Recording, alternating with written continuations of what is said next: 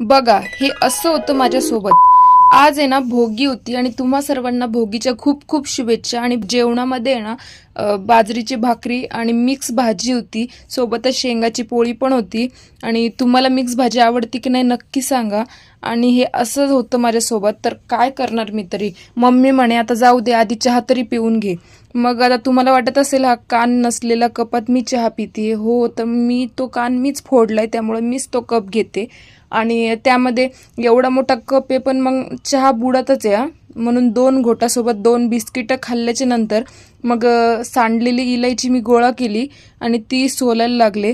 त्यानंतर सगळी प्रिपरेशन वगैरे केली आणि लाडूची तयारी करून मस्त मिक्सरमधून काढून घेतलं सारण. त्यानंतर म्हटलं बाहेर सडा टाकायचं राहिलंय, तर आमच्याकडे शेण नाही ना, म्हणून आम्ही पिवळ्या कलरचा सडा टाकतो. आणि राहिलेले ते लाडू करायचे होते, तर आम्ही व्यवस्थित लाडू बांधून घेतले. मी 2-2 हातांनी बांधले. मी थकल्यामुळं मम्मीला म्हटलं तुम्ही पण बांधू लागा, तर त्या दोघींनी मिळून लाडू बांधले, बहिणींनी आणि मम्मीनी.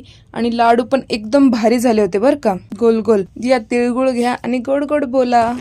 तसं तर मला माहिती आहे सगळे तिळगुळ खातील, पण गोड गोड कुणीच बोलणार नाही.